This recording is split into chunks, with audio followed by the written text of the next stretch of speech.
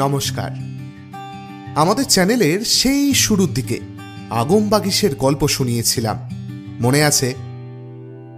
আপনারা সকলে খুব পছন্দ করেছিলেন গল্পটি, আবারও শুনতে চেয়েছিলেন ওই চরিত্রের ওপর কেন্দ্রীভূত কোনো গল্প। বিভিন্ন কারণবশত অনেকখানি দেরি হয়ে গেল বটে, কিন্তু অবশেষে আনতে পারলাম তেমন একটা গল্প। কিন্তু সেই গল্প শুরু করার আগে একটা নিবেদন। আমাদের 1 লাখ শ্রোতা বন্ধুর হাত ধরার পথে বাকি আর মাত্র 1002। একটু বন্ধু বান্ধবদের সাবস্ক্রাইব করতে বলে পূরণ করে দিন না, নইলে রূপোর বোতাম ঘরে আসছে না। আচ্ছা, আসুন এবার শুরু করা যাক আমাদের আজকের নিবেদন অরিজিৎ ভট্টাচার্যের লেখা সোনামুখীর ডাকিনী।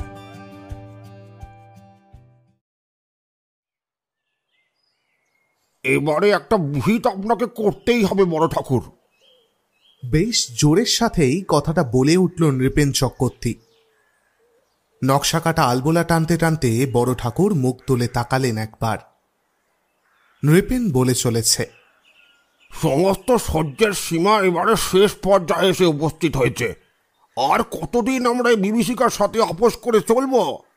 আর কেনই বা আপোষ করব? আমরা গ্রামের সকলে কি অন্যায় করেছি বড় ঠাকুর? এই শেষের প্রশ্নে অম্বিকা প্রসাদের মুখটা মুহূর্তে কালবৈশাখীর মতো কালো বর্ণ ধারণ করল। বর্তমানে তিনি এই সোনামুখী গ্রামের জমিদার, যদিও জমিদারির পাট অনেক আগেই লোপ পেয়েছে। বিলুপ্ত হয়েছে পূর্বপুরুষদের বিপুল সম্পত্তি এবং ঐশ্বর্য। তবে বর্তমানে যেটুকু অবশিষ্ট রয়েছে তাও নেহাত কম নেই। তাই আগের মতোই এখনো প্রতিদিন নিয়ম করে এই জমিদার বাড়ির বৈঠকখানায় লোকেরা উপস্থিত থাকে। তবে শুধু জমিদার অম্বিকা প্রসাদকে সঙ্গ দেওয়া বা তোষামত করার জন্য নয়, ওকে সবাই সত্যি সম্মান করে চলে। মানুষটার বয়স খুব বেশি না হলেও ওকে এই তালুকের সকলেই বড় ঠাকুর বলে সম্বোধন করে। নৃপেনের দিকে মুখ ফিরিয়ে কিছু বলার উপক্রম করছিলেন অম্বিকা প্রসাদ। বাইরে সন্ধ্যা ঘনিয়েছে, সূর্য অন্ধকারের চাদরে ঢেকেছে নিজেকে। এই সময়েই সকল গৃহস্থ বাড়িতে সন্ধ্যা প্রদীপ দেওয়ার রীতি। অন্তত গ্রামের দিকে এই রীতি এখনো স্বমহিমায় পালন করা হয়। এতে নাকি গৃহস্থ বাড়ির সকল অকল্যাণ দূর হয়। এই জমিদার বাড়ির গিন্নিও তুলসীতলায় মাটির প্রদীপ আর ধূপ চালিয়ে গলায় আঁচল জড়িয়ে গড় হয়ে প্রণাম করে শাঁখ বাজানোর প্রস্তুতি নিচ্ছেন। তখনই ভেতর বাড়ি থেকে প্রথমেই সমস্ত মহিলাদের ভয়ার্ত আর্তনাদ, আর তারপরে রক্ত জল করা একটা বিকট চিৎকারে চমকে উঠল বৈঠকখানার সকলে। ঘটনার আকস্মিকতায় হাত থেকে গড়গড়া নল পড়ে গেল অম্বিকা প্রসাদের। থরথর করে কাঁপতে কাঁপতে বৈঠকখানার যেদিক থেকে আওয়াজ শোনা গিয়েছিল সেই দিকে অঙ্গুলি নির্দেশ করে কাঁপা কাঁপা গলায় জিজ্ঞেস করলেন, ও কিসের আওয়াজ? কি হলো? পুরো কথাটা শেষ করার আগেই কিছু একটা বিপদ আন্দাজ করে মাথা সরিয়ে নিলেন অম্বিকা প্রসাদ। পর মুহূর্তেই একটা জল ভর্তি পেতলের ঘটি বৈঠকখানার বাইরের দরজা থেকে জমিদার বাবুর ঠিক পিছনে রাখা বিলিতি কাঁচের ফুলদানিতে লেগে টুকরো টুকরো করে ফেলল সেটাকে। অকস্মাৎ এই ঘটনায় সাময়িকভাবে বিহ্বল হলেও নৃপেন চক্রবর্তী দৌড়ে বাইরের দিকে গেল, আর কিছুক্ষণের মধ্যেই ফিরে এসে বলল, কই, বাইরে তো দেখলাম না কাউকে। এত তাড়াতাড়ি তো কোনো মানুষের মিলিয়ে যাওয়া সম্ভব নয় বড় ঠাকুর। জমিদার বাবু সেদিকে না তাকিয়ে অস্ফুট স্বরে বললেন, তবে কি এবার আমার বাড়িতেও শেষে সেই শয়তান এসে হানা দিল? হ্যাঁ,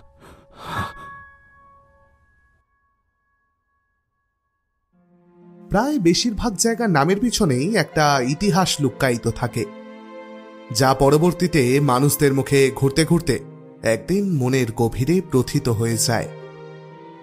তার মধ্যে কতটা সত্যতা থাকে সেটাই বোঝা তখন দুষ্কর হয়ে ওঠে। এই সোনামুখী নামের পিছনেও এমনই একটা ইতিহাস শোনা যায় মানুষের মুখে। এই গ্রামের কিছু বয়োজ্যেষ্ঠ বা অতি প্রবীণ মানুষ আছেন। তাদের মধ্যে দু একজন মলিন আবছা স্মৃতির অতল সাগরে ডুব দিয়ে এই তালুকের এক রোমাঞ্চকর ইতিহাস মাঝে মধ্যে রোমন্থন করেন। সে প্রায় অনেকদিন আগের কথা। ভারত ও বাংলাদেশের মধ্যেকার কাল্পনিক রেখা টানারও বহু আগের। তখনকার সময়ে এই তালুকের নাম সোনামুখী ছিল না। এই তালুক ছাড়াও আশেপাশের আরও গোটা 2-3 তালুক মিলিয়ে রাজত্ব করতেন রাজা উমেশ প্রসাদ চক্রবর্তী। অত্যন্ত লোভী ছিলেন এই রাজা। বিশেষত সোনাদ্রব্য ছিল ওর সব থেকে বড় দুর্বলতা। শোনা যায় উমেশ প্রসাদ খাজনা আদায়ের নামে নাকি প্রজাদের থেকে সোনা আদায় করতেন। ওর রাজত্বকালে প্রজারা কতটা সুখে ছিল তা বলা মুশকিল, কিন্তু রাজবাড়ির সর্বত্র সোনায় ঠাসা থাকত। ওর জীবনের একেবারে শেষের দিকে লালমুখ ইংরেজরা সেই অলক্ষণে কাল্পনিক রেখা টেনে এদেশ ওদেশ আলাদা করে দিলে সোনামুখী গ্রামের প্রায় 80% বাংলাদেশের সীমানায় বন্দী হয়। তবে ভাগ্যক্রমে রাজবাড়িটা ভারতের ভাগে থাকল। রাজা কিছু সময়ের জন্য অন্তত স্বস্তির নিঃশ্বাস ফেললেন, কিন্তু পরক্ষণেই ডাকাতের ভয়ে উনি আবার ভীষণভাবে চিন্তিত হয়ে পড়লেন। তারপর নিজের কোনো এক রাজকর্মচারীকে নিয়ে ওর যাবতীয় সোনা ওরই বিশাল অট্টালিকার পিছনের জলাশয়ের মাটি কেটে পুঁতে দিলেন, এবং শোনা যায় বাকি সম্পত্তিও ওর রাজ্যের সীমানার মধ্যেই জায়গায় জায়গায় মাটি খুঁড়ে লুকিয়ে ফেললেন। তখন বাংলার সর্বত্র আগুন জ্বলছে। বিশ্বাসঘাতকতার বাষ্পে বাতাস ভারী হয়ে উঠেছে। তার ফলস্বরূপ রাজবাড়ির প্রধান প্রহরীর বিশ্বাসঘাতকতায় এই বিপুল সম্পত্তি হস্তগত করতে সত্যিই এক রাতে ডাকাত পড়ল রাজবাড়িতে। বিনা বাধায় ডাকাত দল একেবারে রাজার শয়নকক্ষে প্রবেশ করে রাজাকে বন্দী করল। রাজা কিন্তু মুখ টিপে থাকলেন। ও সম্পত্তির সন্ধান তিনি বললেন না কোনোভাবেই। ফলে ডাকাতের খাঁড়ার ঘায়ে ওনার মৃত্যু হল। তারপর একে একে রাজবাড়ির সকলেরই বাড়িঘর ভেঙে তছনছ করে ডাকাতরা যা পেল তাতেই সন্তুষ্ট হয়ে ফিরে গেল। কপাল গুণে বেঁচে গেল নাতির ঘরের পুত্র সন্তান, কারণ সে সেই রাত্রে নায়েবের বউয়ের কাছে ছিল। দিনে দিনে সব ঠান্ডা হল। উমেশ প্রসাদের বংশধরেরা ওই রাজবাড়িতেই থেকে বড় হতে লাগল। এরই মধ্যে একদিন রাজবাড়ির পিছনে জলাশয়ে স্নান করতে নেমে একটা সোনার মুকুট পেল এই বাড়িরই এক দাসী। কাঁপতে কাঁপতে সেটা এনে সে হাজির করল তখনকার জমিদারের সামনে।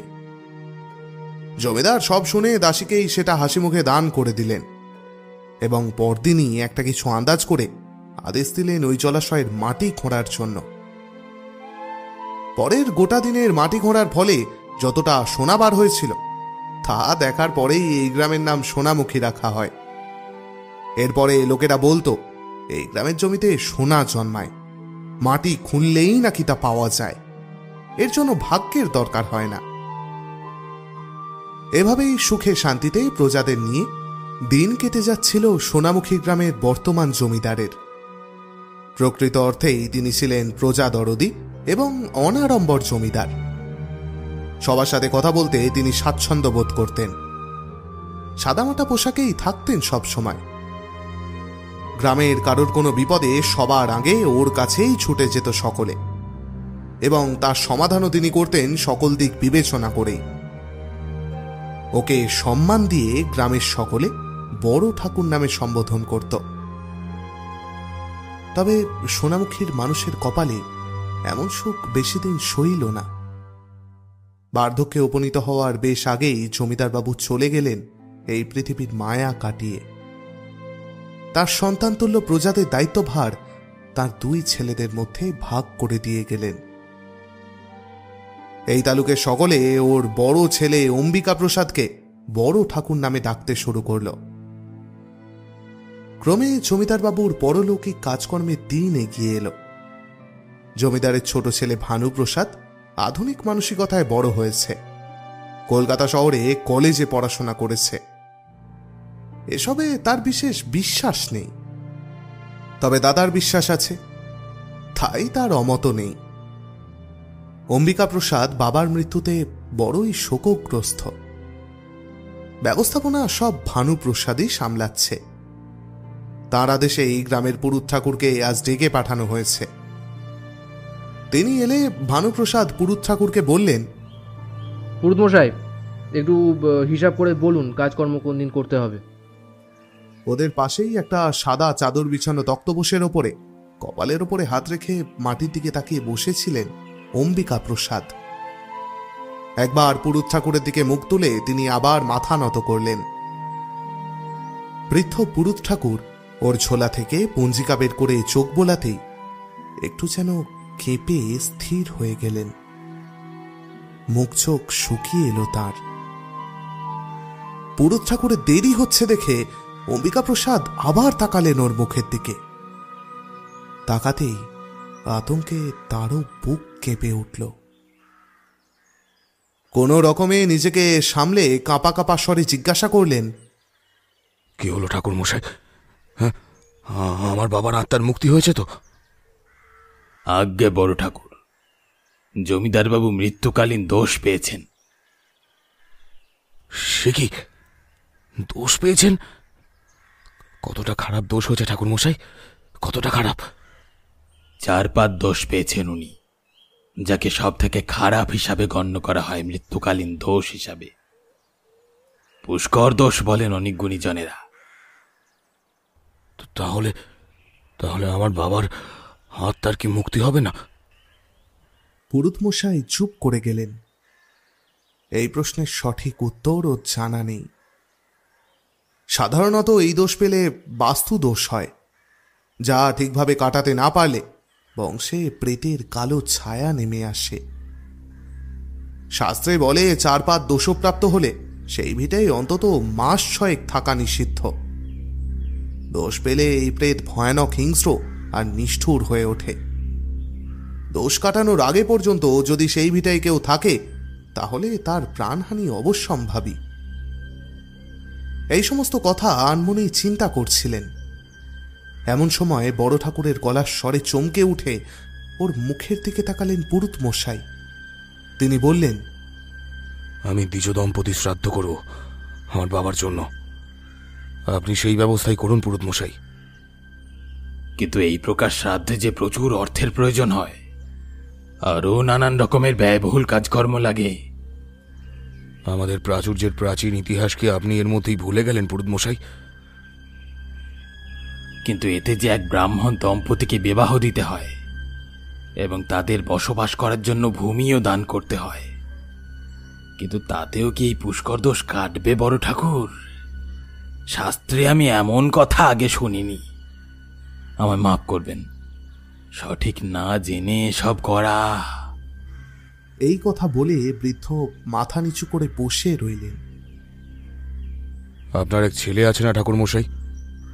শুনেছি তার এখন বিবাহের বয়স হয়ে এসেছে। আপনার এবং আপনার ছেলের ভবিষ্যৎ আমি সম্পূর্ণভাবে বদলে দেব ঠাকুর মশাই। শুধু আমার একটাই শর্ত। শর্ত? কিসের শর্ত? অবাকভাবে জিজ্ঞেস করলেন সোনামুখীর প্রবীণ পুরুত মশাই। আমার বাবা যে মৃত্যুকালীন দোষ পেয়েছেন এই কথা যেন ঘুণাক্ষরেও কোনো কাক পক্ষীতে টের না পায়, এমনকি আপনার ছেলেও নয়। এর সাথে আমাদের পরিবারের সমস্ত মান সম্মান জড়িয়ে আছে। এটা যেন আপনার আর আমার মধ্যেই থাকে ঠাকুর মশাই। ষড়রিপুর মধ্যে তৃতীয় রিপু মানুষকে বড্ড বেশি দুর্বল করে দেয়। এই তৃতীয় রিপুর বশবর্তী হয়ে কত রাজা ফকির হয়েছে, কত বংশ নির্বংশ হয়েছে, কত ভাই ভাইয়ের রক্ত পান করেছে। ঘুণ পোকার মতো এটা মনের ভেতরে বাস করে, আর সময় সুযোগ পেলে মানুষের অজান্তেই বাইরে বেরিয়ে আসে। অম্বিকা প্রসাদের এইরকম আকস্মিক প্রস্তাবে এই বৃদ্ধ পুরুত ঠাকুরের মনও তৃতীয় রিপুর বশীভূত হল। তিনি এই কাজে সম্মত হলেন। ভানুপ্রসাদ এই সকল কথা খুব মন দিয়েই শুনছিল। ঠাকুর মশাই বাইরে বেরিয়ে যাওয়ার পরেই দাদাকে সে বলল, দাদা, ওসব দোষ বলে কিছু হয় না। ওই ঠাকুরমশাই বেশ কায়দা করে তোমায় বোকা বানিয়ে দিয়েছে। অম্বিকা প্রসাদ উঠে গেলেন কোনো উত্তর না দিয়েই। খুব ঘটা করে অম্বিকা প্রসাদ তার বাবার শ্রাদ্ধ সম্পন্ন করলেন। পুরুত মশাইয়ের ছেলের বিবাহ হল সেই মণ্ডপেই। বড় ঠাকুর ওনার জমিদারির দক্ষিণ দিকের বেশ কিছুটা ভূমি, অর্থ এবং অলংকার দান করলেন সেই নবদম্পতিকে, তাদের ভবিষ্যৎ জীবন যাতে শান্তিতে কাটে। সোনামুখী তালুকের সকলে অম্বিকা প্রসাদের নামে ধন্য ধন্য করে উঠল। সারাদিনে নির্জলা উপোস করার পর আর প্রচুর খাটুনির ফলে দুপুরে শয্যাশায়ী হয়ে পড়লেন অম্বিকা প্রসাদ। ওর পরবর্তী বাকি কাজের দায়িত্ব নিল ভানু প্রসাদ। শ্রাদ্ধের শেষে তার বাবার প্রেতের উদ্দেশ্যে রকমারি খাদ্য একটা মাটির পাত্রে রেখে তার উপর কলাপাতা দিয়ে ঢেকে পুরুতমশাই ভানুপ্রসাদের হাতে দিয়ে কম্পিত স্বরে বললেন, বাবা, এটা পিশাচের খাবার। এটা তোমাদের বাড়ির পেছনের জলাশয়ের ঘাটের সামনে রাখবে। তারপর একটা মন্ত্র বলে দিচ্ছি, সেটা উচ্চারণ করে কলাপাতা সরিয়ে এখানে ফিরে এসো। কিন্তু খবরদার, একবার মুখ ঘোরালে আর কোনোভাবেই যেন পিছন ফিরে তাকিও না। যদি কোনো আওয়াজ পাও তাহলেও নয়। আমার কথা যেন মনে থাকে বাবা। ভানুপ্রসাদ দাদার অসুস্থতার কারণে বাকি নিয়ম পালন করছে বটে, তবে তাতে তার প্রচণ্ড অভক্তি। একে এসব নিয়মকানুন সে মানে না, তার ওপর পুরুতমশায়ের জ্বালায় এতগুলো টাকা খরচ। একটু তেতো হেসে জিজ্ঞেস করল সে, কেন, তাকালে কি হবে? এমন কাজ করো না বাবা, বড় অনর্থ হবে। ভানুপ্রসাদ আবার মুচকি হাসল, তারপর মজার ছলে বলল,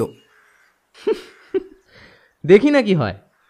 বলে খাবারের থালাটা নিয়ে সে বেরিয়ে গেল। পুরুতমশায়ের মুখের দিকে ও আর তাকানোর প্রয়োজন বোধ করল না।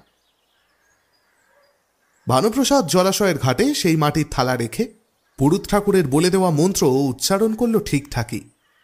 তারপর মুখ ঘুরিয়ে এক পা হেঁটে এক অমোঘ কৌতূহলে পরক্ষণেই আবার মুখ ফিরিয়ে তাকালো ঘাটের দিকে। সাথে সাথেই দেখতে পেল যেন একটা কালো রোমশ হাত সে মাটির থালার দিকে হাত বাড়িয়েছিল। কিন্তু ওর তাকানোর জন্যই হোক বা অন্য কোনো কারণেই হোক, সেটা আবার জলাশয়ের ভেতরে ঢুকে গেল। একটা ঝপাং করে শব্দও এলো ভানুর কানে, যেন কোনো ভারী জিনিস এক লাফে জলের ভেতর গিয়ে পড়ল।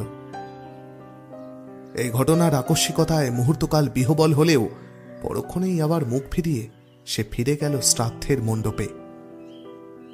ঘটনার কথা একেবারেই চেপে গেল সে। কেউ জানতেই পারল না যে সবার অলক্ষ্যে এই জমিদার বাড়ির চারপাশটা একটা কালো অন্ধকারের চাদরে ক্রমশ ঢেকে যেতে লাগল। এর প্রায় 2 মাস পর একদিন লোকে লক্ষ্য করল সোনামুখী গ্রামের পুরুত ঠাকুর আলুথালু পোশাকে গ্রামের রাস্তায় রাস্তায় ঘুরে বেড়াচ্ছেন পাগলের মতন। শরীরের ঊর্ধ্বাঙ্গ অনাবৃত, সারা গায়ে কাদামাটি লেগে, সাদা ধুতির কাপড় মাটিতে লুটোচ্ছে। বৃদ্ধের চোখের দৃষ্টি উদ্ভ্রান্ত, যেন কোনো এক ভয়ানক ঘটনা ওর সমস্ত স্মৃতি এক লহমায় মুছে দিয়েছে। গ্রামের লোকেরা ওকে ধরাধরি করে অম্বিকা প্রসাদের কাছে নিয়ে গেল। কিন্তু জমিদার বাবুকে দেখা মাত্র ঠাকুরমশাই প্রথমে ভীষণ ভয়ে শিউরে উঠলেন। ওর চোখ দুটো যেন ঠেলে বাইরে বেরিয়ে এলো, আর তারপরে চিৎকার করে বলে উঠলেন তিনি, এখানকার মাটিতে বিষ, সোনা নয় বিষ ওঠে। সব মরবে, সকলেই মরবে। তারপরে সবাইকে অবাক করে ছুটে বাইরে পালিয়ে গেলেন পুরুত মশাই। ওর এই অবস্থা দেখে জমিদার বাবু ওর ছেলেকে ডাকতে খবর পাঠিয়েছিলেন। খানিক পরে খবর এলো ওই বাড়িতে অনেক খুঁজেও নাকি কাউকে পাওয়া যায়নি। যেন ভোজবাজির মতোই ওর ছেলে আর ওর বউ দুজনেই একেবারে হাওয়ায় মিলিয়ে গেছে। গ্রামের কেউ বলল ছেলে বউ বুড়ো বাপকে পাগল করে সব সম্পত্তি নিয়ে পালিয়ে গেছে। আবার কেউ বলল বুড়োর পাগলামি সহ্য করতে না পেরেই বোধহয় ওরা গ্রামে কাউকে কিছু না বলেই গা ঢাকা দিয়েছে। এই ঘটনায় গ্রামে বেশ শোরগোল হলো বটে, কিন্তু সময়ের সাথে সাথে তা যেন সবার মনে চাপাও পড়ে গেল। কালের নিয়মে এমন কত ঘটনার যে সমাধি ঘটে তা একমাত্র মহাকালই জানেন।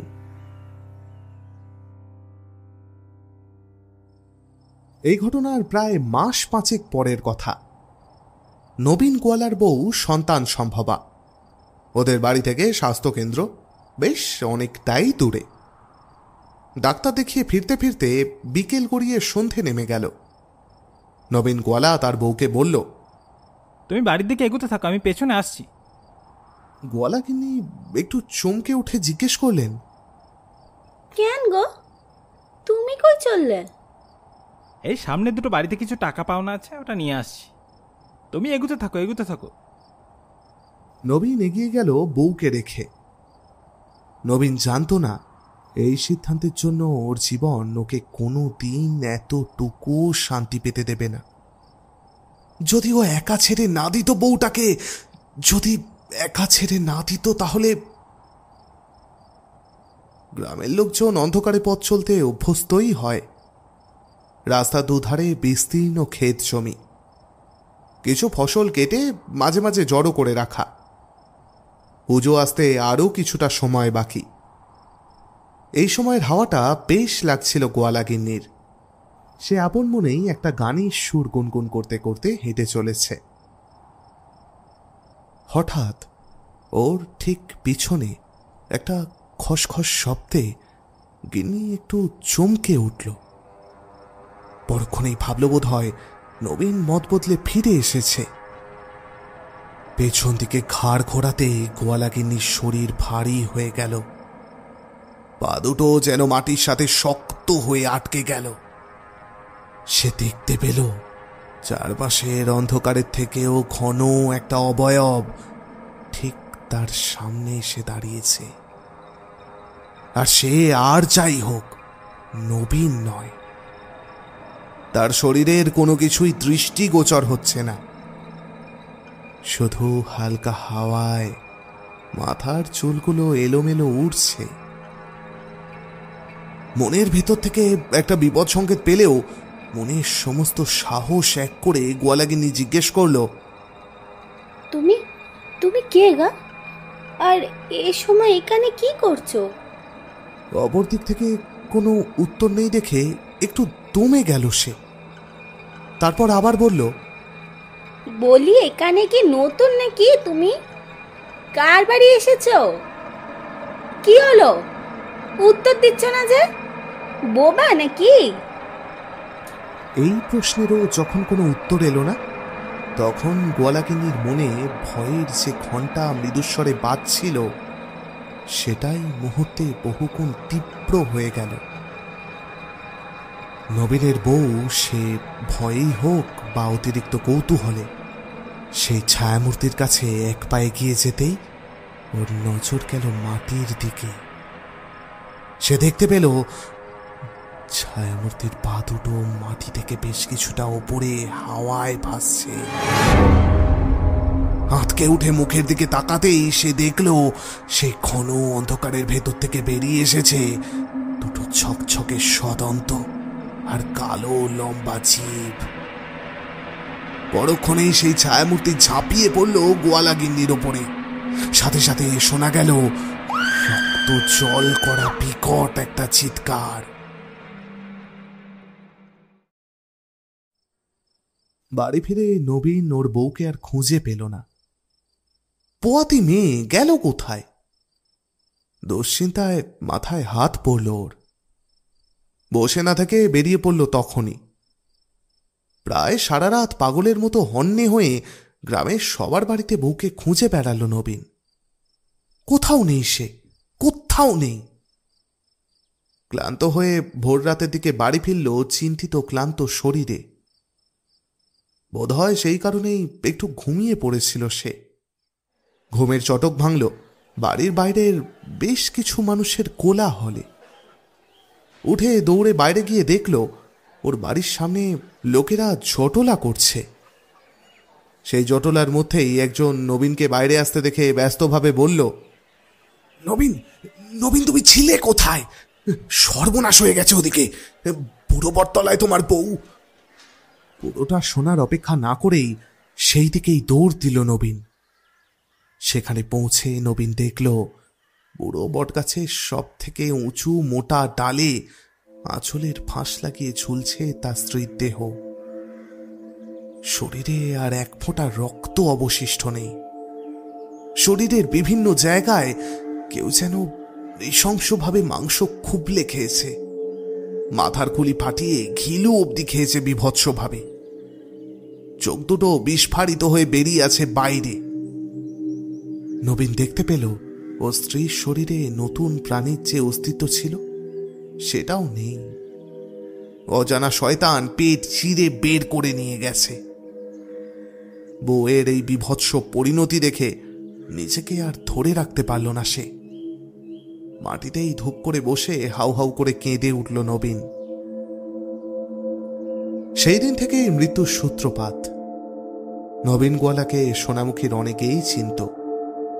তাই এই অস্বাভাবিক মৃত্যুতে গ্রামে কিছুদিন সবাই মনে মনে শোকাহত হয়ে রইল। কিন্তু এত শোকের মধ্যেও গ্রামের সবার মনে একটা খটকা লেগে রইল। এমন নৃশংসভাবে মানুষ খুন তো কোনো জানোয়ারের কাজ নয়। তাহলে কোনো মানুষ, নাকি এটা কোনো অপদেবতার কাজ? এই ঘটনার রেশ ফুরোতে না ফুরোতেই আরও একটা মৃত্যুতে গ্রামের সকলের মনে এক ভয়ঙ্কর ত্রাসের সঞ্চার ঘটল। এই গ্রামের পোস্ট অফিসের কর্মচারী আব্দুল মিয়া বরাবরই খুব করিতকর্মা আর শক্তপোক্ত মানুষ। বছরখানেক আগে পর্যন্ত সে অনেক রাত পর্যন্ত বাড়ির বাইরে থাকত। আব্দুলের মাছ ধরার খুব নেশা। গ্রামের লোকেরা মজা করে বলতো, এই গ্রামে এমন কোনো পুকুর, ডোবা বা খন্দ নেই যেখানে আব্দুলের ছিপ পড়েনি। কিন্তু এখন শ্লেষার কষ্টে রাতে মাছ ধরা প্রায় বন্ধই করে দিয়েছে সে।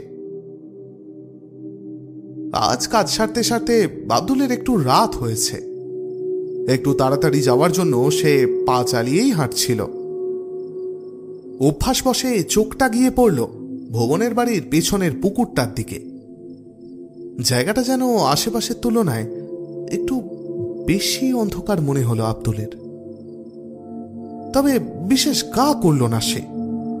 সেদিক থেকে চোখ ফিরিয়ে কয়েক পা এগোতেই একটা রক্ত জল করা আর্তনাদে আব্দুল থমকে দাঁড়ালো। শব্দটা যে ভুবনের বাড়ির দিক থেকেই এলো সেটা স্পষ্ট বুঝতে পেরেছে ও। সঙ্গে সঙ্গে সেদিকে ছুটে গেল আব্দুল। ভুবনের নামে হাঁক দিতে দিতে পিছনের দরজার কাছে গিয়ে দেখল দরজা খোলা, আর ভুবনের নিথর দেহটা মাটির এক পাশে পড়ে আছে। মাথাটা কেউ যেন প্রবল আক্রোশে একেবারে থেঁতলে মিশিয়ে দিয়েছে মাটির সাথে। এমন বীভৎস মৃত্যু এর আগে কোনোদিন দেখেনি আব্দুল। হতভম্ব হয়ে ভুবনের মৃতদেহের পাশেই খানিকক্ষণ বসে রইল সে। একটা কচমচ শব্দে ওর হুঁশ ফিরল।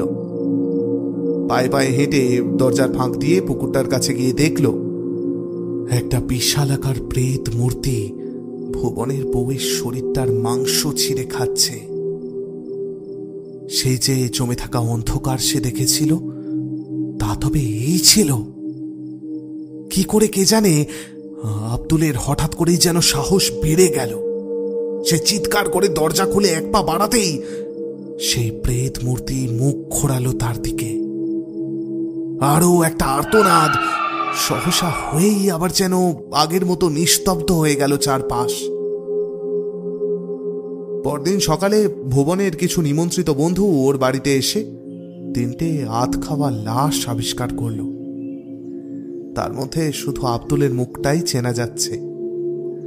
আততাই শুধু ওর গলার নলি কেটে মুন্ডুটা ঘুরিয়ে রেখে গেছে।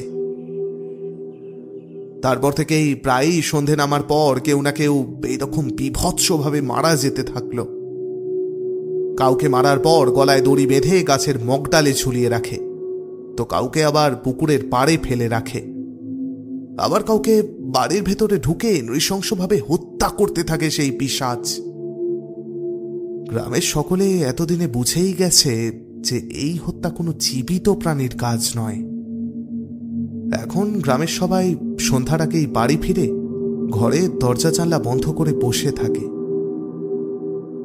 আজ সকালে যখন এই গ্রামের মোড়ল রিপেন চক্রবর্তীর নাত বউকে ওর ঘরে ছিন্নভিন্ন অবস্থায় পাওয়া গেল, তখন রিপেনের ধৈর্যের বাঁধ ভাঙল। সে সন্ধ্যের মুখে দলবল নিয়ে জমিদার বাড়িতে গিয়ে হাজির হল। তবে বিশেষ কথাবার্তা হওয়ার আগেই তো ভেতর বাড়ি থেকে অমন চিৎকার, আর তারপর স্বয়ং জমিদার বাবুর ওপর আক্রমণ। গত কয়েক মাস ধরে গ্রামের সমস্ত অস্বাভাবিক মৃত্যুর কথাই অম্বিকা প্রসাদের কানে এসেছে, কিন্তু তা নিয়ে বিশেষ গুরুত্ব দেননি তিনি। বাবা চলে যাওয়ার পর থেকে সব বিষয়ে কেমন যেন গা ছাড়া হয়ে পড়েছেন মানুষটা। কিন্তু আজ যখন নিজের কানে এই শব্দ শুনলেন, আর তার সাথে ওর উপরেই অতর্কিতে আক্রমণ হলো, তখন ভয়ে বুকের ভিতর পর্যন্ত শুকিয়ে গেল। ভেতর বাড়ি থেকে এক চাকর ছুটে এলো। বড় ঠাকুর, সর্বনাশ হয়েছে। কি হয়েছে? কি হয়েছে? ভীত স্বরে প্রশ্ন করলেন অম্বিকা প্রসাদ। সন্ধ্যার একটু আগে আমাদের রান্নার মেয়ে কমলা আরো 2-3 জন মিলে হাত পা ধোয়ার জন্য আমাদের পিছনের পুকুরে গিয়েছিল। তখনও একটু আলো ছিল, তাই আর সাথে করে আলো নিয়ে যায়নি। ওদের হাত পা ধুতেই সন্ধ্যা হয়ে এসেছে। তারপর ওরা ওই খাটেই দাঁড়িয়ে নিজেদের মধ্যে কথা বলছিল। এমন সময় কমলা দেখলো 2 কালো মতন বিশাল লোমশ হাত ওই জলের মাছ বরাবর উঠে ওদের দিকে এগিয়ে আসছে। তা দেখে ওরা ভয় চিৎকার করে পালিয়ে এসেছে। ঘরে এসেই কমলা ভয়ে জ্ঞান হারিয়েছে বড় ঠাকুর। আপনি একটু দেখবেন, চলুন। অম্বিকা প্রসাদ ছুটলেন ভিতর বাড়িতে। যখন বৈঠকখানায় ফিরলেন আবার, তখনও ওখানেই বসে গ্রামের সকলে। নৃপেনের দিকে তাকিয়ে ভীত স্বরে অম্বিকা প্রসাদ বললেন, কালকের মধ্যেই তুমি এখানকার সেরা ওঝাকে ডেকে আনো। যত টাকা লাগে আমি দেব, কিন্তু এই গ্রাম থেকে ওই পিশাচকে তাড়াতেই হবে, তাড়াতেই হবে। সোনামুখী তালুক ছাড়িয়ে আরও অর্ধেক দিনের পথ পেরিয়ে যে গ্রাম পড়ে, তার নাম পাতালছোড়া। এই গ্রামের একেবারে শেষ প্রান্তে একটা ঝুপড়ি মতো ঘরে থাকে জটা জুটোধারী সুদন ওঝা। আশেপাশে 2-3 তালুকে যে সমস্ত গুণিন বা ওঝা আছে, তারা সবাই এই সুদন ওঝার নাম শুনলেই কপালে হাত ঠেকিয়ে নমস্কার করে। সকলে বলে সুদন ওঝা নাকি সাক্ষাৎ বাবা মহাদেবের আশীর্বাদ প্রাপ্ত। সোনামুখী থেকে আগেও এর খোঁজে এসেছিল লোকে, কিন্তু ভাগ্য বিরূপ থাকার জন্য ওর দেখা পায়নি। তবে ভাগ্য করে আজ ওর খোঁজটা পেয়ে গেছে নৃপেন চক্রবর্তী। ওদিকে যখন সোনামুখী তালুকের নৃপেন চক্রবর্তী আর আরও কয়েকজন মিলে গেছিল গুণিনের সন্ধানে, সেই দিন সকাল থেকেই জমিদার বাড়িতে ভৌতিক কাণ্ড যেন আরও বেড়ে গিয়েছে। সকাল সকাল অম্বিকা প্রসাদের জামবাটির 1 বাটি দুধ খাওয়ার অভ্যেস। আজও সকালে ঘুম থেকে উঠে উনি ওর সর্বক্ষণের ভৃত্যকে নাম ধরে ডাকতেই সে একটা পলকাটা কাঁসার থালায় ওর জন্য জামবাটি ভর্তি দুধ এনে জমিদার বাবুর সামনের টেবিলে রাখল। অম্বিকা প্রসাদ সেই দুধে মুখ দেওয়া মাত্র থুফ করে সবটা ফেলে দিলেন। আর তারপরেই ও দৃষ্টি গেল দুধের বাটিটার দিকে। দেখলেন বাটির দুধ সাদা রঙের বদলে নীলচে রং ধারণ করেছে, আর তার ভেতর থেকে একটা বিরাট আকারের কালো টিকটিকি ভেসে উঠেছে। দুধে মুখ দেওয়া মাত্র তার স্বাদটা অন্যরকম মনে হওয়ায় অম্বিকা প্রসাদ তা ফেলে দিয়েছিলেন, কিন্তু এখন সেই দুধের ভেতর থেকে ওই কালো মরা টিকটিকি দেখে আর নিজেকে সামলাতে পারলেন না। ওর গা গুলিয়ে উঠল ঘেন্নায়। তিনি সজোরে সেই বাটি মাটিতে ছুঁড়ে ফেলতেই এই ঝকঝকে দিনের আলোয় বাইরে থেকে এক বিকট অট্টহাসির দমক গোটা জমিদার বাড়ির চারিদিকে যেন ঘুরে বেড়াতে লাগলো। জমিদার বাবু বৈঠকখানার মাটিতেই মাথায় হাত দিয়ে বসে পড়লেন। এরপর থেকেই যেন এই বাড়ির ভৌতিক অত্যাচার আরও বাড়তে লাগলো। ঠিক সন্ধ্যের মুখে রান্নার উনুন জ্বালানোর জন্য যতবারই চেষ্টা করা হয় ততবারই সেই আগুন কি যেন অলক্ষ্যে নিভিয়ে দিতে থাকলো। এরপর অতি কষ্টে যাও বা আগুন ধরল, কিন্তু সেটাও উনুনে দেওয়া মাত্র রান্নাঘরের খোলা জানালা থেকে অদৃশ্য কে যেন এক বালতি জল তৎক্ষণাৎ উনুন সমেত জ্বালানির মধ্যে ঠেলে ভিজিয়ে দিল। আর তার সাথে গোটা বাড়ি জুড়ে আবার সেই বিকট অট্টহাসি। অম্বিকা প্রসাদ সবই শুনলেন, দেখলেন, আর মনে মনে নিজের অদৃষ্টকে দোষ দিতে থাকলেন। উনি নিরুপায়। যতক্ষণ না পর্যন্ত কোনো গুণিন বা ওঝা এখানে এসে উপস্থিত হচ্ছে ততক্ষণ পর্যন্ত এইভাবে চুপ করে বসে থাকা ছাড়া আর কোনো কাজ নেই। এভাবেই প্রায় 2 দিন ধরে জমিদার বাড়ির সকলে যখন দুশ্চিন্তায়, উৎকণ্ঠায় আর প্রচণ্ড ভয়ে প্রায় আধমরা, তখনই খবর এলো যে এই তালুকের লোকেরা এক গুণিনকে নিয়ে সোনামুখী তালুকের সীমানায় এসে উপস্থিত হয়েছে। সুদন ওঝা আসার পর এই তালুকের সকলে যেন অনেকটা নিশ্চিন্ত হল। কিন্তু তালুকের মাটিতে পা দেওয়ার সাথে সাথেই সুদন মুখ কুঁচকে বলল, ইস, কোথাও কিছু একটা মরে পচে গেছে, বিশ্রী গন্ধ ছাড়ছে। এই, তোরা কেউ গন্ধ পাস না? নৃপেন চক্রবর্তী ভুরু তুলে বলল, কই না তো ঠাকুর, হবে কোনো ইঁদুর বা বিড়াল? গায়ে যেখানে মানুষ মারা পড়ছে অহরহ, সেখানে এইসব ব্যাপারে আর মন যায় না। আর আমি যে কি কষ্টে আছি তা তো কাউকে বলে বোঝাতেই পারছি না ঠাকুর। সুদন আর কিছু বলল না। ওদের সঙ্গে জমিদার বাড়ির দিকে রওনা হলো। জমিদার বাড়ি ঢোকার মুখে আরো একবার মুখ কুঁচকে চারপাশে তাকালো সুদন। মনে যে একটা খটকা লেগেছে ওর সেটা মুখের ভাবেই পরিষ্কার বোঝা যায়। কিন্তু তাতে বিশেষ আমল না দিয়ে ভেতরের বাড়িতে ঢুকে জমিদার অম্বিকা প্রসাদের কাছে কদিন ধরে হয়ে চলা ঘটনাগুলো মন দিয়ে শুনল সে। তারপর কিছুক্ষণ চুপ থেকে বলল, আজ রাতে ওই যে বুড়ো বট গাছ দেখলাম, তার নিচে আমি একটা তান্ত্রিক উপাচার করব। দেখা যাক তাতে কি হয়। প্রায় শেষ রাত আসন্ন। সুদন গ্রামের বুড়ো বটগাছের নিচেই যজ্ঞের উপাচার সাজিয়ে মন্ত্রোচ্চারণ করে চলেছে। আজ সবাইকে ঘরের বাইরে পা রাখতে বারণ করেছে সুদন ওঝা। এমনকি কোনো মানুষের বা অপ্রাকৃতিক আওয়াজ হলেও যেন কেউ ভোরের আলো ফোটার আগে ঘর থেকে না বেরিয়ে আসে। ওর মতে এই গ্রামে নাকি এক ভয়ানক মাংস খাকি পিশাচের নজর পড়েছে, আর কোনো একটা কারণে সেই গ্রামের সকলের ওপর ভীষণভাবে ক্ষিপ্ত হয়ে আছে।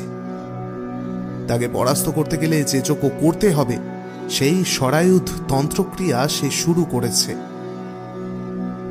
তন্ত্রক্রিয়া যখন প্রায় শেষের দিকে, সুদন ওঝা এতটাই মগ্ন ছিল যে ও বুঝতেই পারেনি কখন ওর ঠিক পিছনে একটা অন্ধকার জমাট বেঁধে গাঢ় থেকে গাঢ়তর এক নারীর অবয়বে পরিণত হচ্ছে।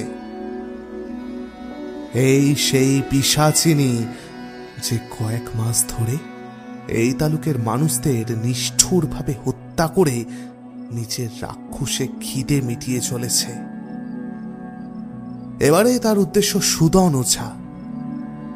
সেই প্রেত মূর্তি সুদনের ঠিক পিছনে দাঁড়িয়ে নিঃশব্দে একটা পৈশাচিক হাসি হাসল, যেন সুদনের এই যজ্ঞ তার কাছে একটা ভারী মজার ব্যাপার। তারপর কালো জীব ধারালো এবড়ো দাঁতের উপর একবার চালিয়ে ধীর গতিতে এগিয়ে আসতে লাগলো সুদনের একেবারে ঘাড়ের কাছে। সুদনের মন্ত্র কোন রকমের বাধা তৈরি করতে পারেনি, তাই পিশাচিনীর অবাধ গমনেই পরিষ্কার। আর এটাও বোঝা যায় যে সুদনের থেকেও অনেক বেশি শক্তিশালী পিশাচিনী। সুদন ওঝা মন্ত্র পড়ে তার যজ্ঞের শেষ আহুতি দিতে যাবে, তখনই একটা বিকট চিৎকার করে সেই পিশাচিনী ঝাঁপিয়ে পড়ল সুদনের ওপর সারা রাত ধরে ভয়ে কাঁপতে থাকা গ্রামের সকলে এই চিৎকারে আরো ভীত হয়ে পড়ল। এমন চিৎকার যে তাদের গ্রামে এখন চেনা হয়ে গেছে। এই যে ওই সর্বনাশিনী শিকার ধরার আগের চিৎকার। এদিকে মন্ত্রপাঠ বন্ধ করে সুদন পিছনে ঘুরতেই দেখতে পেল এক ভয়াল দর্শন পিশাচ 2 হাত বাড়িয়েছে পেছন থেকে তার ঘাড় মটকাবার জন্য। খানিকক্ষণের জন্য হতচকিত হয়ে গেল সুদন। এমন তো হওয়ার কথা নয়। ততক্ষণে সেই পিশাচিনী এসে পড়েছে তার আরো কাছে। হঠাৎই যেন পাথরের মতো স্থির হয়ে গেল সেই অশুভ শক্তি।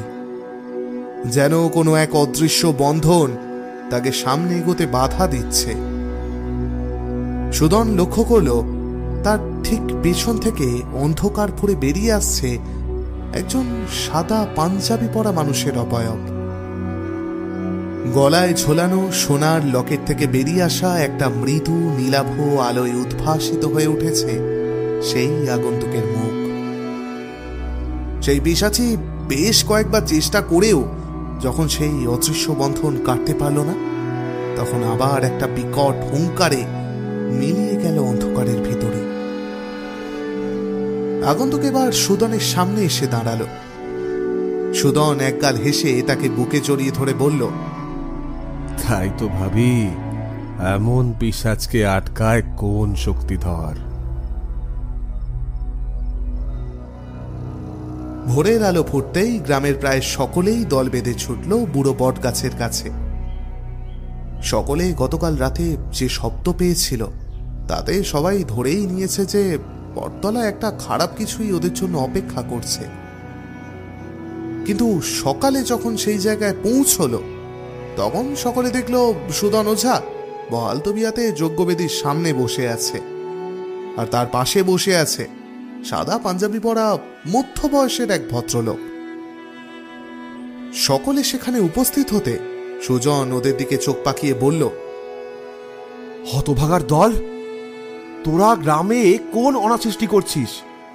আর একটু হলেই কাল রাতে আমার প্রাণটা যাচ্ছিল। নেহাত আমার বরাত ভালো, ওই সময় আমার এই গুরু ভাই এসে পড়ে, তাই রক্ষে। নৃপেন চক্রবর্তী এই ভিড়ের ভেতর থেকে সামনে এসে সুদনের দিকে হাত জোর করে বলে, আজ্ঞে ঠাকুর ক্ষমা করবেন, আমি যে কি বিপদের মধ্যে দিন কাটাচ্ছি তা তো দেখতেই পেলেন গতকাল। এবারে আপনি আমাদের শেষ ভরসা। বুঝলুম, কিন্তু এবারে একটু ভালোভাবে তোদের জমিদারের সাথে কথা বলতে হবে। এ তো নিতান্ত সাধারণ প্রেত নয়, কোথাও একটা ভুল হয়ে যাচ্ছে। সবাই এগোলো জমিদার বাড়ির দিকে, আর তাদের পেছন পেছন এগোলো সোনামুখীর হিংস্র মাংসলোলুপ ডাকিনী। কেউ তাকে দেখতে পাবে না দিনের আলোয়, কিন্তু সে পাবে। এই বড় হিংস্র প্রকৃতির, ভয়ানক ধূর্ত। গতকাল রাতে প্রথমবার সে বাধা প্রাপ্ত হয়েছে। পরের বার তো এমন হলে চলবে না। সব দিকে লক্ষ্য রাখতে হবে তাকে, সব দিকে।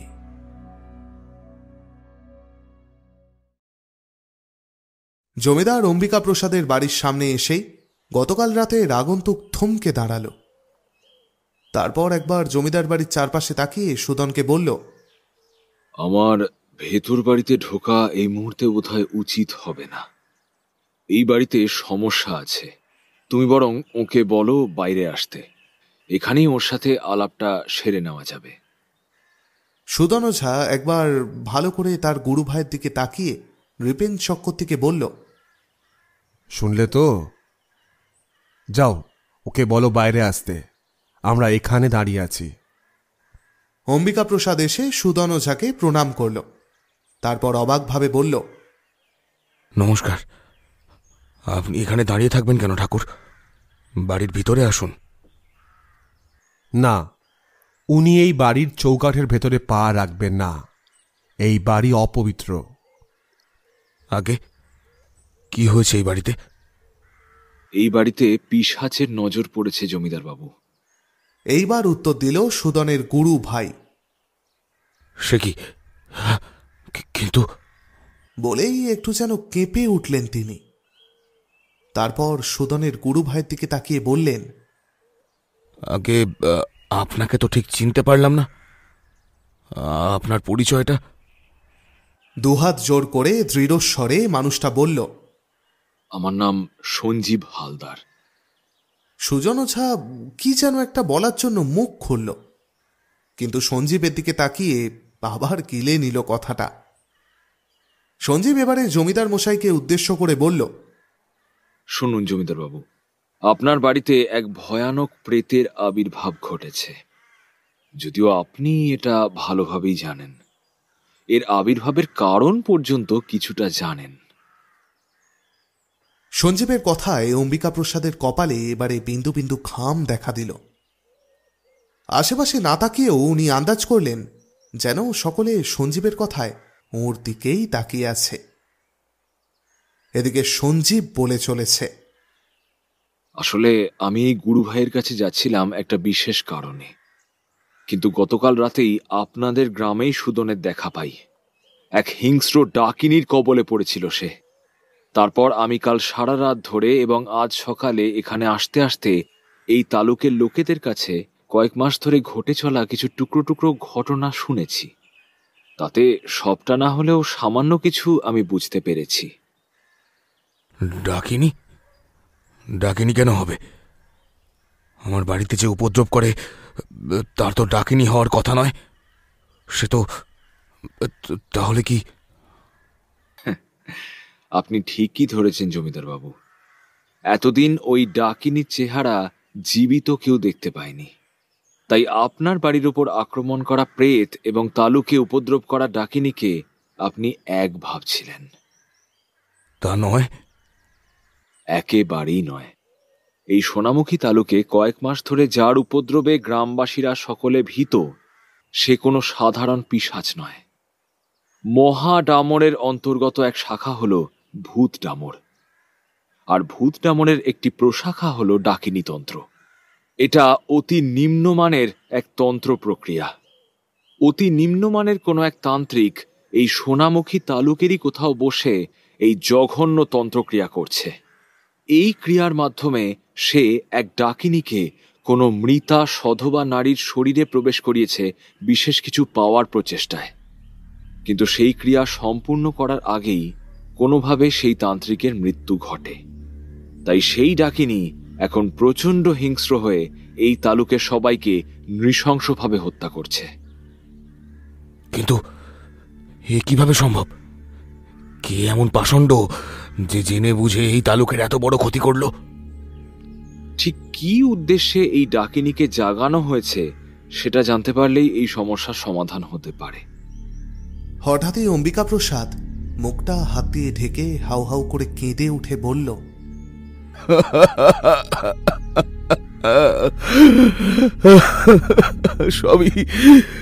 সবই আমার দোষ ঠাকুর। আর যদি আমি আমার বাবার মৃত্যুর দোষ ঠিকভাবে কাটাতাম তাহলে বোধহয় আমায় এই দিন দেখতে হতো না। তাহলে সঠিকই আন্দাজ করেছিলাম আমি।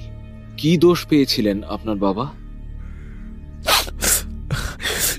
পুরুত ঠাকুর বলেছিলেন সে সব থেকে বড় দোষ। শাস্ত্রে নাকি তাকে বলে পুষ্কর দোষ। আমি তাও জোর করে ওকে দিয়ে দ্বিজ দম্পতি শ্রাদ্ধ করাই। উনি যাতে কারো কাছে এ বিষয়ে মুখ না খোলেন তাই শ্রাদ্ধের নাম করে ওই মণ্ডপে ওর ছেলের বিয়ে দিয়েছি। খুব ভুল করেছি আমি ঠাকুর, খুব ভুল করেছি। সর্বনাশ! এই দোষ না কাটিয়ে যে কোনো পুণ্য কাজ হয় না জমিদার বাবু। সেই পুরুত ঠাকুরের পরিবার কোথায় থাকে? ওর সাথে এক্ষুনি দেখা করা খুব দরকার আমার। কিন্তু ওর থেকে কিছু জানতে পারবেন না বোধহয়। কেন? কারণ মাস তিনেক আগে হঠাৎ এক সকালে ওর বাড়ি থেকে বেশ কিছুটা দূরে রাস্তার ধারে ওকে পাওয়া যায়। তারপর থেকে একেবারে উন্মাদ হয়ে যায়। সারাদিন পথে পথে ঘুরে বেড়ান, বাড়ি যান না, শুধু আবোল তাবোল কথা বলেন, নিজের মনে মনে বকেন। মাঝে মাঝে বলে ওঠেন নাকি যে এই গ্রামের মাটিতে সোনা নয় বিষ ওঠে, সব মরবে। আর ওর ছেলে আর পুত্রবধূ ওরা কোথায়? এই ঘটনার দিন থেকে ওই বাড়িতে আমরা অনেকে গিয়েছিলাম, কিন্তু বিশ্বাস করুন ঠাকুর মশাই, আমরা ওখানে কাউকেই দেখিনি। ওই দুজনে যেন ভোজবাজির মতন বাড়ি থেকে উবে গেছে। বড় অদ্ভুত ঘটনা তো।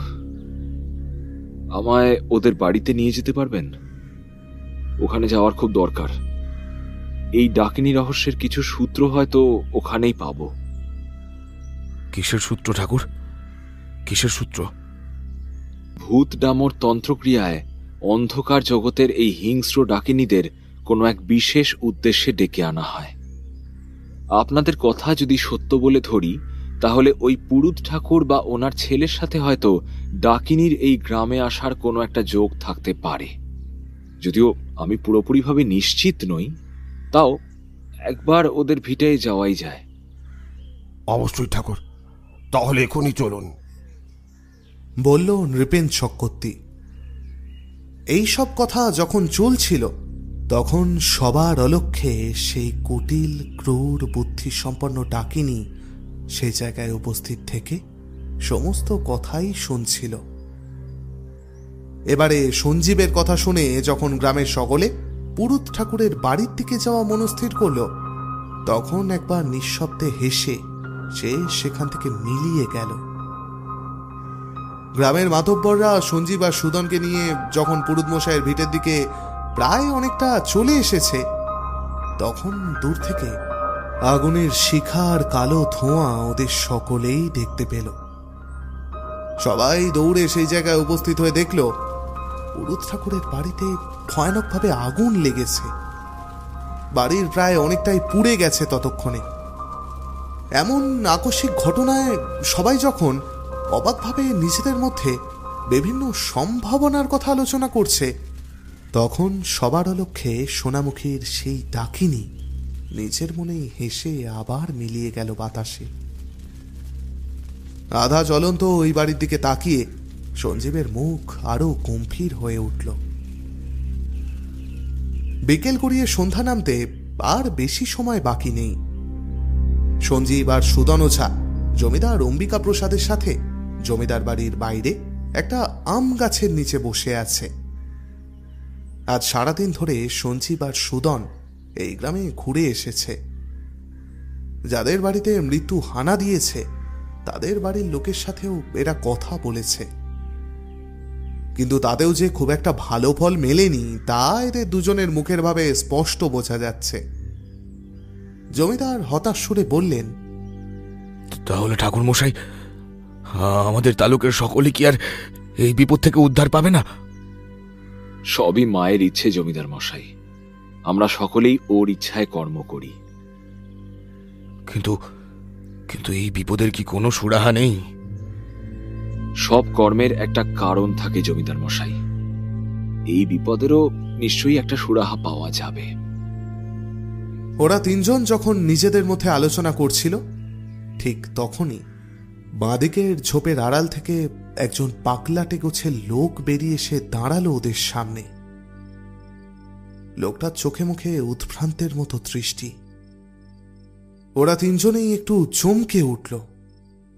বিস্ময়ের ঘোর কাটতেই জমিদার একটা ধমকের সুরে বলে উঠলেন, কি ব্যাপার পুরুত মশাই, এই সন্ধ্যের সময় আপনি এখানে কি করছেন? বৃদ্ধ সবার দিকে একবার তাকিয়ে তারপর সঞ্জীবের দিকে মুখ করে ভাঙা ভাঙা স্বরে বললেন, এই গ্রামের মাটি খুঁড়লে বিষ ওঠে, বিষ। সোনা নেই, কোথাও সোনা নেই। সব মরবে, সব। লোভে পাপ, পাপে মৃত্যু। বলেই আবার যেমন আচমকা এসেছিলেন তেমনি আচমকা ঝোপের ভিতরে ঢুকে পড়লেন। উনি কে? আগে আগে উনি এই তালুকের পুরুত ঠাকুর। আমার বাবার শ্রাদ্ধের কাজ উনিই করেছেন। ওর ছেলেরই বিয়ে হয়েছিল ওই মণ্ডপে। সাথে আমাদের জমিদারির দক্ষিণ দিকের ওই জমিটা আমারই দান করা। আচ্ছা, উনি যে বললেন এই তালুকের মাটি খুললে বিষ বেরোবে, এর মানে কি? কি জানি ঠাকুর, মাথা বিগড়ে যাওয়ার পর থেকে এই কথাই উনি শুধু বলেছেন সকলকে। আচ্ছা, এই তালুকের নাম সোনামুখী কেন আপনি জানেন? কিছুটা বাপ ঠাকুরদার মুখে শুনেছি।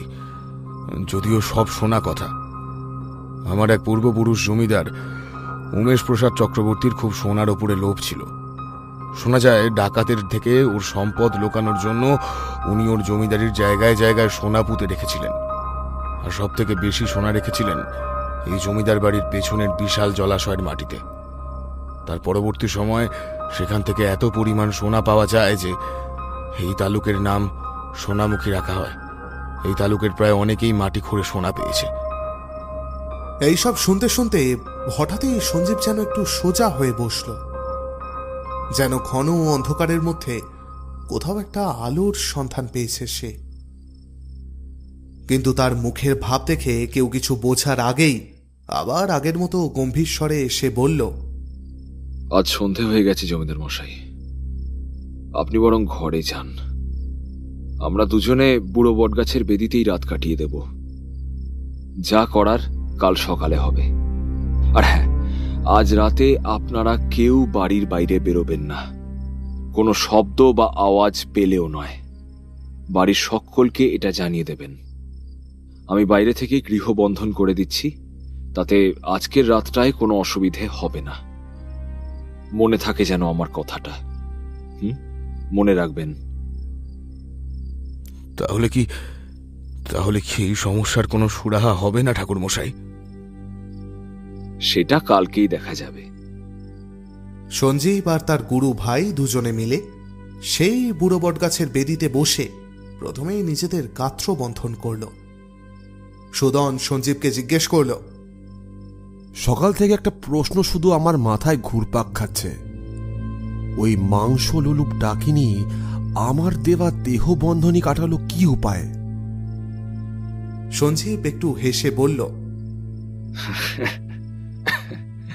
তুমি কি ওই জমিদার বাড়িতে প্রবেশ করেছিলে? হ্যাঁ, কিন্তু ওই বাড়ির সীমানায় প্রবেশ করার ফলেই তোমার মন্ত্রবন্ধনী কেটে গেছে। তাই সেদিন ওই ডাকিনী বিনা বাধায় তোমায় হত্যা করার সাহস পেয়েছিল। তবে এখন আর চিন্তার কোনো কারণ নেই ভায়া, আমি তোমার দেহ শুদ্ধি করে দিয়েছি। সুদন এবার একটু স্বস্তির নিঃশ্বাস ফেলল। সরে এলো একটু সে। সঞ্জীবকে একা ছেড়ে দেওয়া দরকার। সঞ্জীব নিজের দুহাতের তর্জনী দুই চোখের ওপরে রেখে চন্দ্র দর্শনে নিমগ্ন হল।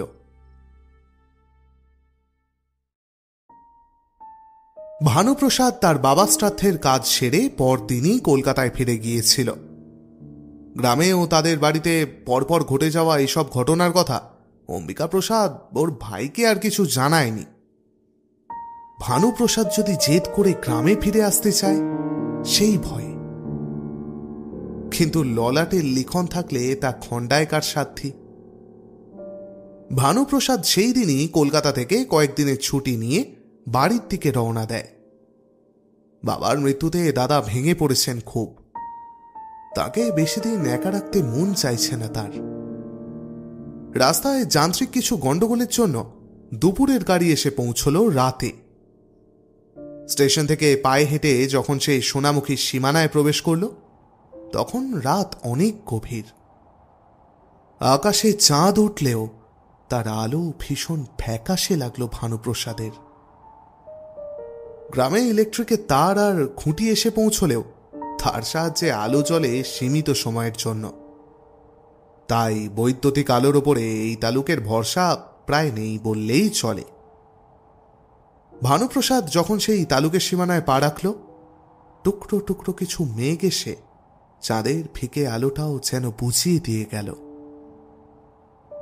গ্রামে সন্ধ্যের পরেও ঝিঁঝি পোকার ডাক, রাতচরা পাখিদের কর্কশ শব্দে একাকিত্ব অনেকটাই লঘু হয়ে যায়। কিন্তু আজ কোনো এক বিশেষ কারণে সবাই যেন নীরব। এমনকি একটা জোনাকির আলো চোখে পড়ছে না। গ্রামের এই অদ্ভুত পরিবেশ যে স্বাভাবিক নয় তা ভানুপ্রসাদ খুব ভালোভাবেই বুঝতে পারল। কোনো এক অমঙ্গলের বিপদ সংকেত তীব্র স্বরে বাজতে লাগলো তার মনের গভীরে। কোনো মতে মনে বল এনে একবার নিজের চারিদিকে নিশ্চিদ্র অন্ধকারের দিকে তাকিয়ে জমিদার বাড়ির দিকে রওনা দিল সে। বেশ অনেকটা হেঁটে আসলেও ভানুপ্রসাদের মনের ভেতরের অস্বস্তি কিন্তু একটুও কমেনি, বরং সেটা যেন প্রতি পদক্ষেপে আরো বেড়েই চলেছে। সবসময় মন বলছে যে ওর পিছনে কেউ একজন ওর পায়ের তালের সাথে তাল মিলিয়ে হেঁটে আসছে। একবার দুবার সে পেছন ফিরে তাকিয়েও ছিল, কিন্তু পেছনের ঘন অন্ধকারে কাউকেই দেখতে পায়নি। এভাবে আরো কিছু দূর চলার পর ভানু টের পেল কেউ যেন ওর ঠিক পিছনেই রয়েছে। এবার তাকালে এমন কিছু একটা দেখতে পাবে যেটা স্বাভাবিক নয়। এবার আর পিছনে ফিরতে সাহস পেল না ভানুপ্রসাদ। মনের ভেতর থেকে কেউ যেন সেই দিকে তাকাতে তীব্রভাবে বাধা দিচ্ছে, যেন কেউ বলছে, তাকাস না, একদম পেছনে ফিরে তাকাস না, তাকালেই ভয়ানক বিপদ। ঠিক সেই মুহূর্তে ওর একেবারে পিছন থেকে একটা খড়খড় শব্দে ভানুপ্রসাদের ঘাড়ের লোমগুলো খাড়া হয়ে উঠল। সিদ্ধারা থেকে নেমে এলো ঠান্ডা হিমেল স্রোত। মনের সাথে প্রচন্ড বিদ্রোহ করে যে মুহূর্তে সে পিছন ফিরে তাকালো, সে দেখল এক বিরাট আকার নারী মূর্তি, শরীরের প্রায় পুরোটাই কালো অন্ধকারের চাদরে আবৃত। মাটি থেকে বেশ খানিকটা উঁচুতে হাওয়ায় দুলছে ছায়ার মতো। তার মুখের দুপাশে তীক্ষ্ণ তাঁতের শাড়ি আর চোখের জায়গায় কালো গর্ত। ভানুপ্রসাদ এই বিভীষিকার দিকে তাকাতেই সম্মোহিত হয়ে সেই জায়গাতেই পাথরের মতো স্থির হয়ে দাঁড়িয়ে রইল। চিৎকার করার চেষ্টা করেও গলা থেকে এতটুকু আওয়াজও বের হলো না ভানুপ্রসাদের। সে দেখল যে প্রেতমূর্তি ধীরে ধীরে এগিয়ে আসছে তার দিকে। এই জায়গা থেকে পালানোর চেষ্টা বৃথা। ওর পা দুটো একেবারে অসাড় হয়ে গেছে। মৃত্যু ভয়ে দু চোখ থেকে জল নেমে ওর দু গাল ভিজিয়ে দিতে লাগলো। সোনামুখীর হিংস্র ডাকিনী হাওয়ায় ভেসে ভানুপ্রসাদের একেবারে গলার কাছে এসে উপস্থিত হয়ে তীক্ষ্ণ নখ দিয়ে যেই ভানুপ্রসাদের গলা চেপে ধরতে যাবে, অমনি একটা বিকট চিৎকার করে সেখান থেকে ছিটকে গেল সে। তারপরেই সে দেখতে পেল এক তীব্র নীলাভ আলো এসে ভানুপ্রসাদের চারিদিকে এক বৃত্তাকার বলয় তৈরি করেছে। আবারও এই হিংস্র ডাকিনী শিকার করতে বিফল হল। ক্ষোভে আরো একটা বিশ্রী চিৎকার করে সে মিলিয়ে গেল হাওয়ায়, আর সঙ্গে সঙ্গেই সেখানে অচৈতন্য হয়ে পড়ে গেল ভানুপ্রসাদ। ভানুপ্রসাদের যখন জ্ঞান ফিরল, তখন সে দেখতে পেল একজন সাদা পাঞ্জাবি পরিহিত ভদ্রলোক ওরই মুখের দিকে তাকিয়ে আছে। ভানুর দিকে তাকিয়ে এই লোকটি বলল, ভয় নেই, তোমার বিপদ কেটে গেছে। জমিদার অম্বিকা প্রসাদ ওর ভাইয়ের মুখে গতকাল রাতের সব ঘটনাই শুনলেন ধীরে ধীরে। মাঝে মাঝেই ভাইয়ের মুখের দিকে তাকিয়ে শিউরে উঠছেন তিনি। ভানুপ্রসাদের কথা শেষ হলে তিনি সুদন ওঝা আর সঞ্জীবের দিকে তাকিয়ে বললেন, গতকাল রাতে আমাদের বাড়িতেও প্রায় শেষ রাত পর্যন্ত ভয়ানক শব্দ শুনেছি। ভয়ে দু চোখের পাতা আমি এক করতে পারিনি। ঠাকুর, ঠাকুর, এই বিপদ থেকে আমরা কিভাবে উদ্ধার পাবো ঠাকুর? আর আর যে এমন মানসিক চাপ সহ্য করতে পারছি না, আর পারছি না। সুদন ওঝা এবারে বলল, আজ রাতে আমরা আপনার বাড়িতে এক তান্ত্রিক উপাচার করব। তাতেই আশা করছি আপনারা সকলেই বিপদ থেকে উদ্ধার পাবেন। আপনারা দুজনেই আজ রাতে উপাচার করবেন? উত্তরে সুদন একটু হাসল শুধু। সবার লক্ষ্যে সুদন আর সঞ্জীবের চোখে চোখে কি একটা ইশারা খেলে গেল, যার অর্থ শুধুমাত্র ওরা দুজনেই বুঝতে পারে। জমিদার বাড়ির পেছনের বিরাট পুষ্করিণীর পূব দিকের ঘাটের এক পাশে যজ্ঞবেদী সাজিয়েছে সুদন ওঝা। তার সামনে বসে আছে অম্বিকা প্রসাদ আর তার ভাই ভানু প্রসাদ। আজকের এই উপাচারে এই দুজনেরই থাকা প্রয়োজন, কারণ ওদের বাবা শ্রাদ্ধের কাজের দায়িত্ব এই দুজনেই নিয়েছিলেন। গুরুদেবের প্রতি একটা নমস্কার করে সুদন যজ্ঞের আগুন প্রজ্বলিত করার সাথে সাথে সমস্ত জমিদার বাড়ি ঢেকে গেল একটা বিরাট কালো মেঘে। আর তার সাথে একটা বিকট নোংরা মাংস পচা গন্ধে ভরে উঠল কুণ্ডের চারিদিক। মুহূর্তের মধ্যে উঠল একটা বিরাট ঝড়। সেই ঝড়ের এমন দাপট যে বাড়ির আশেপাশের বিরাট বিরাট গাছগুলো ভয়ঙ্করভাবে দুলতে শুরু করলো। আর তার সাথে পুষ্করিণীর জলে দেখা গেল একটা বিরাট ঘূর্ণি। এদিকে ঝড়ের তাণ্ডবে জমিদার বাড়ির ভেতর থেকে মেয়েরা ভয়ে চিৎকার করে কেঁদে উঠল। যজ্ঞবেদীর সামনে থেকেই সুদন উঁচু গলায় তাদের উদ্দেশ্য করে বলল, কেউ ভয় পাবেন না, আপনারা কেউ ঘরের বাইরে বেরোবেন না, সকলে ভেতরে এসে বসে থাকুন। জমিদার বাড়ির ভেতরের এই প্রলয়ঙ্করী ঝড়ের আভাস বাইরে কিন্তু একটুও নেই। এখানকার আবহাওয়া একেবারে কুমোট। সঞ্জীব গ্রামের বুড়ো বটতলার সামনে একটা গোল বৃত্ত এঁকেছে একটু আগেই। এখন নিজের গাত্রবন্ধন করে সেই বৃত্তে প্রবেশ করল। নিজের গুরুদেবের উদ্দেশ্যে প্রণাম করে ধ্যানেই মগ্ন হল সে। সঞ্জীবের গণ্ডি কাটা থেকে শুরু করে সেই বৃত্তে প্রবেশ করা সবটাই অন্ধকারে মিশে লক্ষ্য করল এই সোনামুখী নরমাংস লোলুপ ডাকিনী। সে ধূর্ত, সে কুটিল। আগেরবার সুদন যার অঙ্কিত গণ্ডি সে অবলীলায় ভেঙে দিয়েছে। তাও এই মন্ত্রপুত গণ্ডিতে প্রবেশ করার আগে সে ওই গণ্ডির চারপাশে ঘুরে দেখে নিল একবার। হঠাৎ বৃত্তের ভেতর কিসের যেন একটা আলোড়ন হলো। বাইরে থেকে ভেতরের দৃশ্য এখন যেন ঘষা কাঁচের মতো অস্পষ্ট। কিছুক্ষণ পর যখন সেই আলোড়ন থামল, তখন সেই ডাকিনী দেখল বৃত্তের ভেতর বসে আছে লাল কৌপিন পরা এক যুবক। তার সামনে জ্বলছে এক যজ্ঞকুণ্ড। এই যুবকের সামনে রাখা রয়েছে কিছু সোনার মুদ্রা, আর কুণ্ডের এক পাশে শুয়ে আছে এক অনাবৃতা মহিলা। শরীরে তার শতবার চিহ্ন বর্তমান। যজ্ঞকুণ্ডে আহুতি দেওয়ার ফলে কুণ্ডের আগুন যেই একটু প্রজ্বলিত হয়ে উঠল, সেই আলোয় লোকটার মুখটা স্পষ্ট ফুটে উঠল। এই তো সেই লোক যে পাতালের গভীর অন্ধকার থেকে এই মাংসলোলুপ ডাকিনীকে ডেকে এনেছে। কিন্তু এই লোকটাকে তো সে মেরে ফেলেছিল, তাহলে সে আবার ফিরে এলো কিভাবে? এদিকে সেই লোকটা সমানে কখনো মাংস আবার কখনো পোড়া মাছের টুকরো সেই কুণ্ডের আগুনে আহুতি দিয়ে চলেছে। আর তার সাথে যে মন্ত্র উচ্চারণ করছে তার ডাকিনী আনয়ন মন্ত্র। এই মন্ত্র উচ্চারণ করিয়েই তো তাকে ওই সদবা যুবতীর শরীরে প্রবেশ করিয়েছিল। না, আর কোনো সংশয় নেই, এই পাষণ্ডই তাকে ডেকে এনেছিল। কিন্তু মূর্খ কাপালিক শুধু একটাই ভুল করেছিল।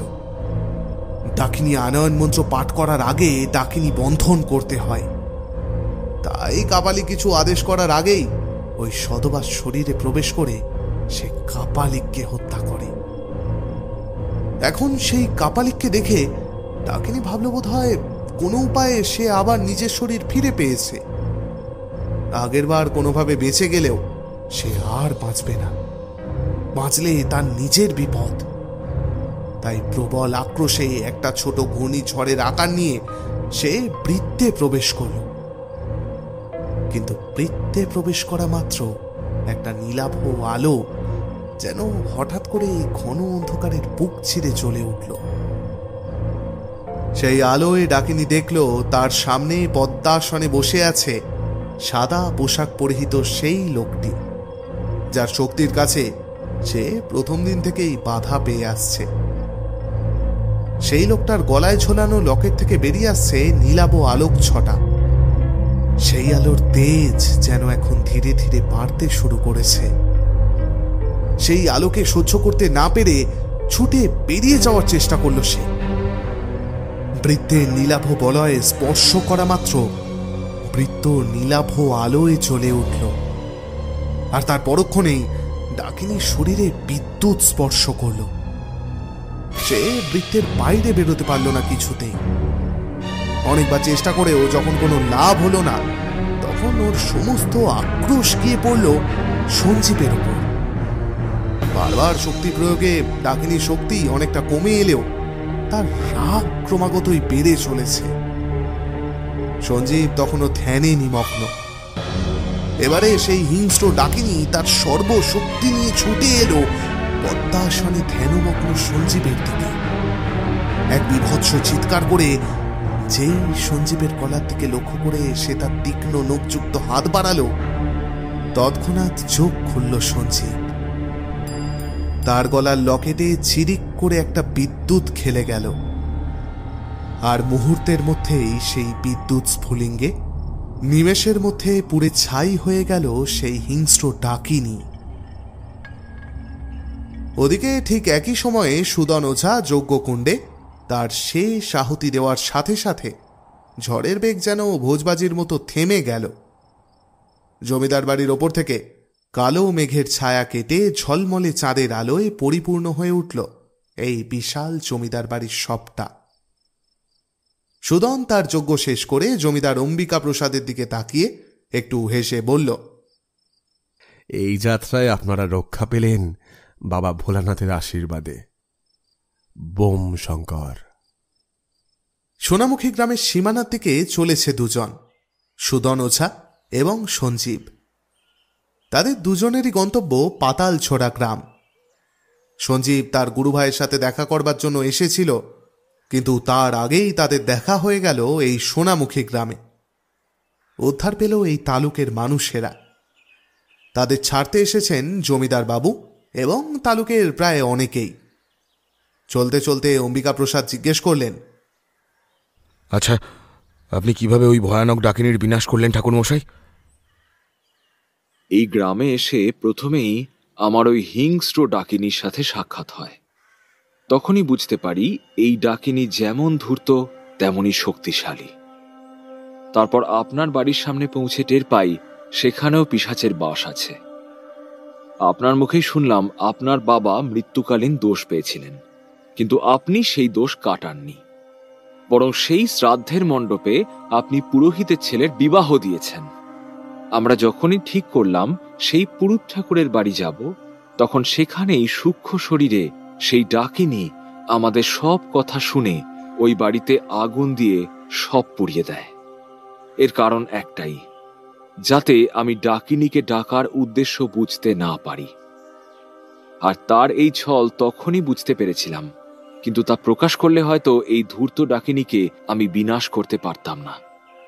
তারপর সেদিন বিকেলে আমি যখন আপনার কাছে এই গ্রামের নামের ইতিহাস শুনতে চাইলাম, তখন আপনি বললেন যে আপনার পূর্বপুরুষ এই গ্রামের মাটিতে সোনা পুঁতে রেখে গিয়েছিল। সেখান থেকেই এই গ্রামের নাম সোনামুখী।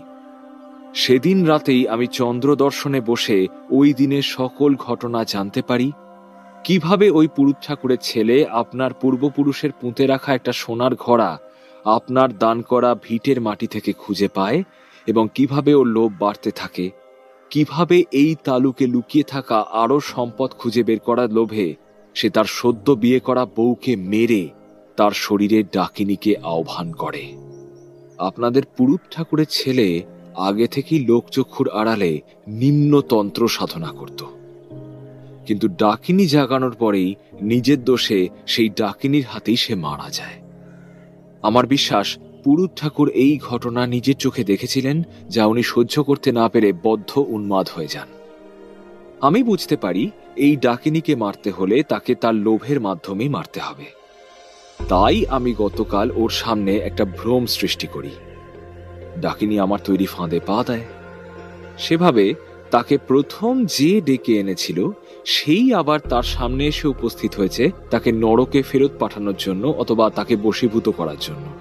তাই সে সব ভুলে রেগে আমার তৈরি ফাঁদে পড়ে যায়, এবং মা কালীর আশীর্বাদে তার বিনাশ হয়। ধন্য আপনার বিদ্যা ঠাকুর, ধন্য। আপনি না থাকলে হয়তো আমাদের এই সুন্দর সোনার গ্রাম উজাড় হয়ে যেত। ঠাকুর, আপনার নামটা এত উৎকণ্ঠায় একেবারে ভুলে গেছি। যাওয়ার বেলায় যদি একটু বলে যান। আগমবাগিস। সকলে আমায় সঞ্জীব আগমবাগিস নামেই চেনে। সকলে ভালো থাকবেন এই প্রার্থনাই করি। নমস্কার। সঞ্জীব আর সুদন ঝা গ্রামের সকলের কাছে বিদায় নিয়ে রওনা দিল পাতালছোড়া গ্রামের উদ্দেশ্যে। এই সোনামুখী তালুকেও তারা যদিও থাকবে এরপরেও মানুষের মনে। এই তালুকে নিঃস্বার্থভাবে বাঁচানোর এক অদ্ভুত কাহিনীর নায়ক হিসেবে। জমিদার অম্বিকা প্রসাদ এই সমস্ত ভাবতে ভাবতেই ওদের মিলিয়ে যাওয়া পর্যন্ত অপেক্ষা করলেন। তারপর নিজের বাড়ির দিকে রওনা দিলেন।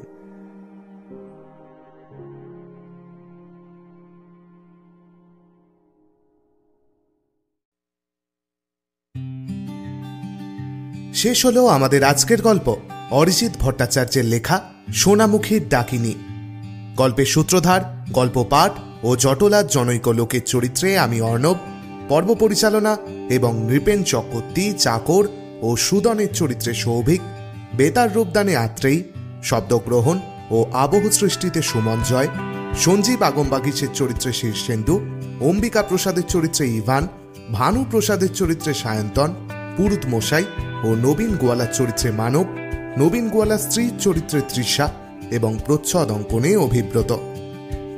আমরা আজ আমাদের পাশে পেয়েছি ওয়েল অফ টেলস চ্যানেলের পক্ষ থেকে শীর্ষেন্দু ভৌমিককে, হরস্কোপ চ্যানেলের পক্ষ থেকে ইভানকে এবং ফ্রিকি ফ্রাইডে স্টোরিজের পক্ষ থেকে সায়ন্তন ও তৃষাকে। অসংখ্য ধন্যবাদ তাদের আমাদের সঙ্গে থাকার জন্য। ওদের চ্যানেলের লিংক দেওয়া রইল ডেসক্রিপশন বক্সে। অতি অবশ্যই সাবস্ক্রাইব করবেন। কিন্তু আমাদের সঙ্গে যোগাযোগের মাধ্যমগুলি সম্বন্ধে যাবতীয় তথ্যও আপনারা পাবেন ডেসক্রিপশন বক্সেই। আমাদের আজকের গল্পের সম্পর্কে আপনাদের মতামত জানার জন্য অধীর আগ্রহে আমরা অপেক্ষারত। তাহলে আজকের মতো বিদায়। খুব শিগগিরই আরও একটা রোমাঞ্চকর গল্প নিয়ে ফিরে আসবো আমরা। ততদিন please do care to stay tuned.